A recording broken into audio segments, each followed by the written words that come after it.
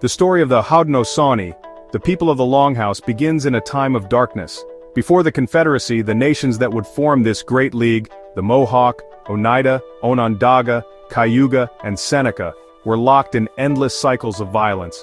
Blood feuds and brutal warfare defined their existence. Mourning wars, waged to take captives to replace those lost in previous conflicts, tore families and communities apart.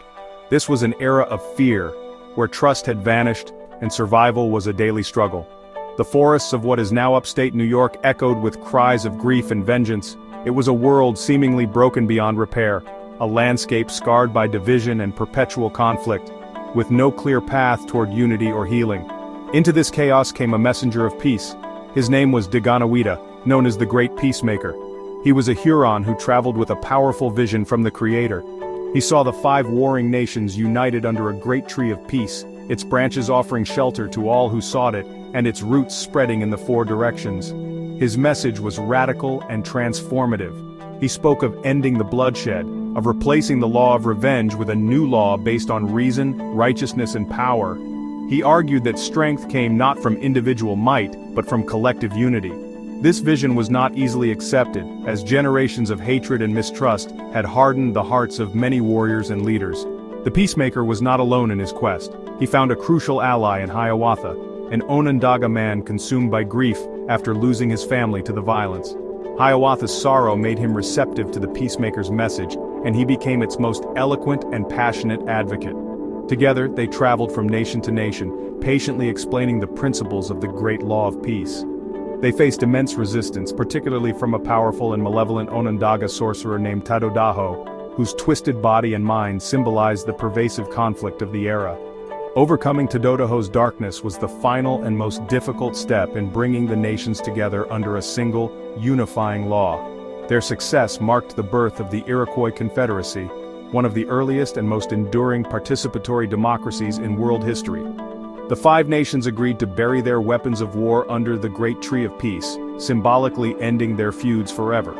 They pledged to live in harmony, resolving their disputes through counsel and deliberation rather than violence. This founding was not merely a political treaty, it was a profound spiritual and social transformation. It established a new way of life, grounded in the principles of mutual respect, collective security, and shared governance. The Haudenosaunee Confederacy emerged as a beacon of hope, demonstrating that even the most bitter enemies could find a path to unity and create a lasting peace. The foundation of the Haudenosaunee Confederacy is the Great Law of Peace, or Gianashagawa. This is not a simple set of rules but a complex oral constitution that details the structure and function of their government. It is a living document passed down through generations that outlines the rights, responsibilities, and duties of both leaders and citizens. The Great Law establishes a federal system, balancing the autonomy of each individual nation with the collective authority of the Confederacy as a whole. It is a sophisticated political framework designed to promote harmony, justice, and consensus. Its core principles emphasize freedom of speech, freedom of religion, and the right of the people to participate in their own governance, ideas that were revolutionary for their time. At the heart of this government is the Grand Council of Chiefs, composed of 50 sachems, or peace chiefs, representing the clans of the 5 founding nations. The Mohawk and Seneca were designated the Elder Brothers, the Oneida and Cayuga the Younger Brothers, and the Onondaga, centrally located, were the Firekeepers. The Onondaga held the responsibility of opening and closing councils and had the power to cast the deciding vote in cases of a deadlock, ensuring that decisions could always be reached. This structure created a system of checks and balances requiring extensive deliberation and debate. Issues would be passed back and forth between the elder and younger brothers until a unanimous agreement was achieved, a process that prioritized unity over speed. The Great Law of Peace was meticulously designed to prevent the consolidation of power in any single individual or nation. The role of a sachem was a lifetime appointment, but it was not hereditary in the European sense. Chiefs were chosen for their wisdom, integrity, and commitment to peace, and they could be removed from office if they failed to uphold their duties to the people. This process of dehorning, or impeachment, served as a powerful reminder that leaders were servants of their communities, not their rulers. The Great Law explicitly forbade a sachem from going to war, ensuring that the leadership of the Confederacy remained dedicated to its founding principle of peace, a stark contrast to the monarchies of Europe. This democratic framework was symbolized by the Hiawatha Belt, a wampum belt that serves as a visual record of the Confederacy's formation. The belt features 5 distinct symbols connected by a single white line. In the center is the Great Tree of Peace, representing the Onondaga Nation, the heart of the League. To its sides are 4 squares, representing the other 4 original nations, the Mohawk, Oneida, Cayuga, and Seneca. The white line extending from one end to the other signifies the path of peace that unites them. This belt is not just a historical artifact, it is a sacred charter, a constant reminder of the unity, strength, and enduring democratic principles upon which the Haudenosaunee Confederacy was built. In Haudenosaunee society, political power was deeply intertwined with the social structure, and at the center of this structure were women. The society was matrilineal, meaning that clan identity and property were passed down through the mother's line. A person belonged to their mother's clan, and this determined their social and political standing. The longhouse, the traditional dwelling that housed multiple related families, was owned and managed by the women. This gave them significant economic authority, as they controlled the distribution of food and other resources essential for the community's survival. This system ensured that women held a respected and central place in the daily life and long-term stability of their nations. This social authority translated directly into profound political power through the role of the clan mothers. These elder women were the keepers of the nation's traditions, and held the ultimate authority in selecting and deposing leaders. While men served as the sachems on the Grand Council, they were chosen by the clan mothers of their respective clans. The clan mothers carefully observed young men for qualities like honesty, reliability, and a peaceful disposition. They were responsible for nominating candidates to become chiefs and presenting them to the people for approval. This power of appointment was a fundamental check on male political ambition, ensuring that leadership was earned through merit and character, not through force or coercion. The power of the clan mothers did not end with the selection of chiefs. They held the ongoing responsibility to monitor the leader's conduct and ensure they acted in accordance with the Great Law of Peace.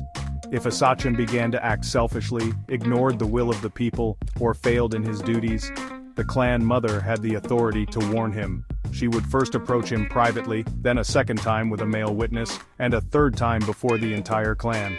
If the chief still refused to heed her counsel and mend his ways, she had the power to remove him from office, the process known as dehorning.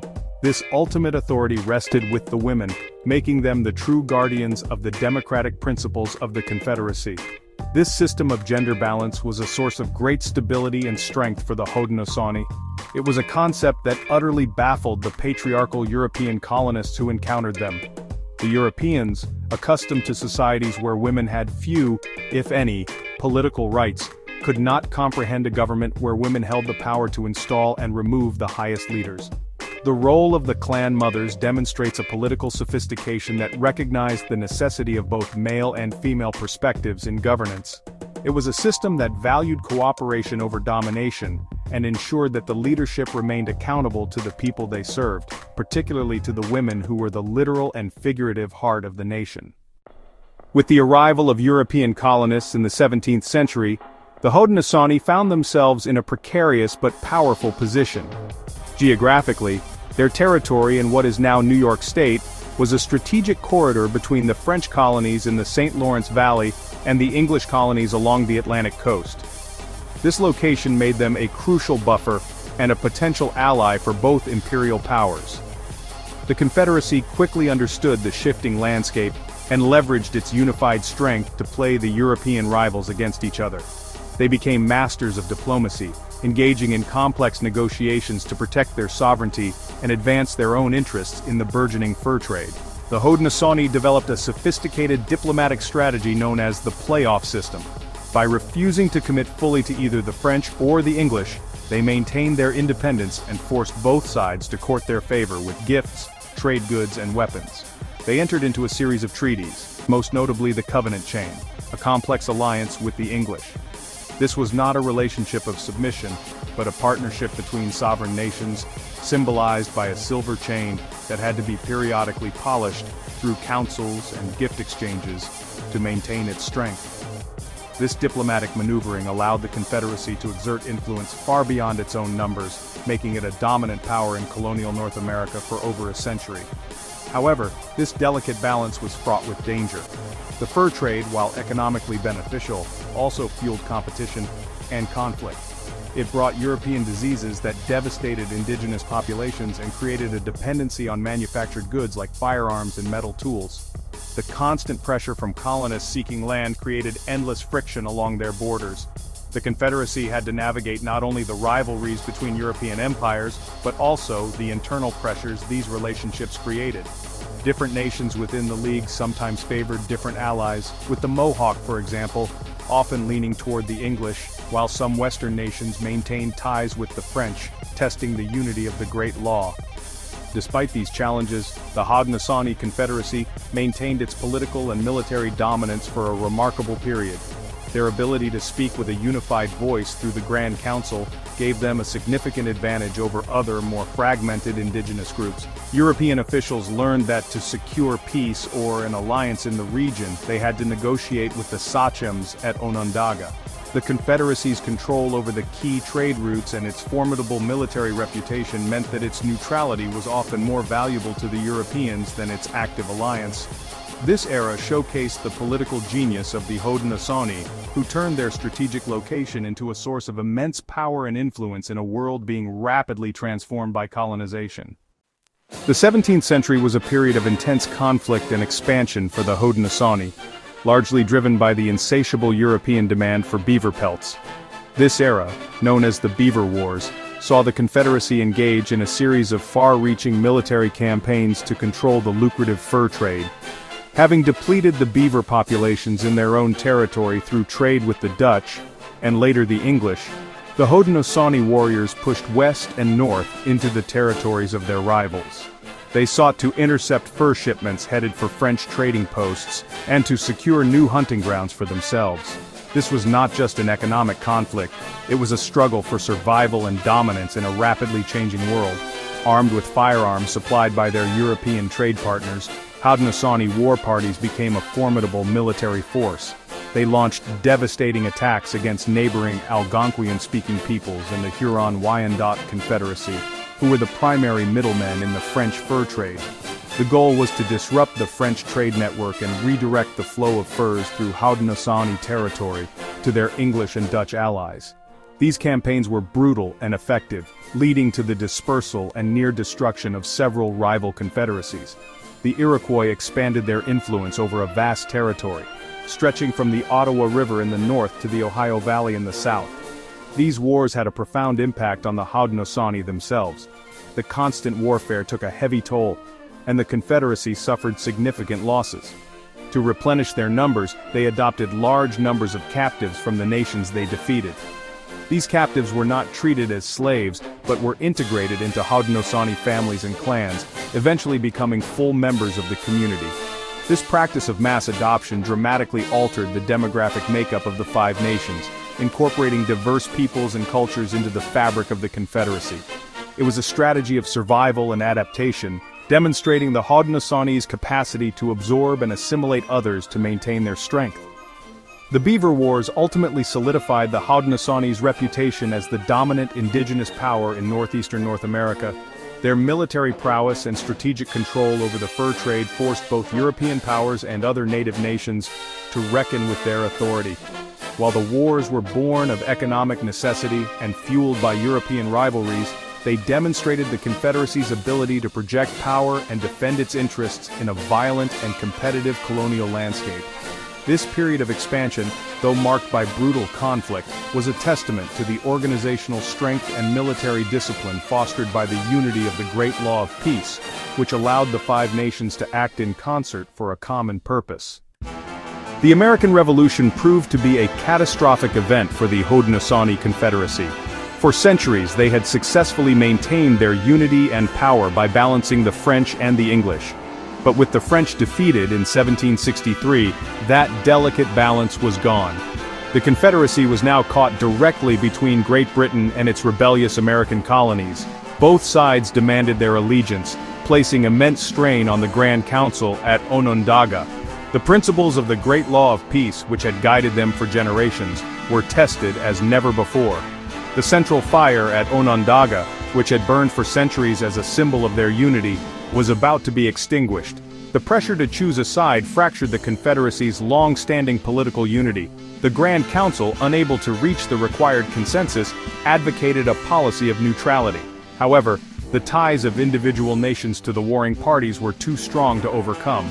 The Mohawk, under the influence of leaders like Joseph Brant, also known as Onondaga, had long-standing alliances with the British and chose to fight alongside them.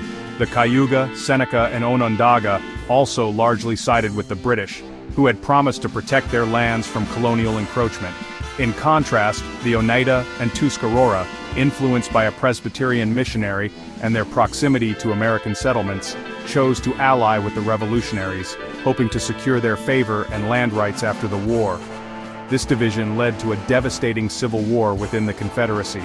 For the first time, Haudenosaunee warriors fought against each other on the battlefield. Longhouse fought Longhouse, and brother fought brother.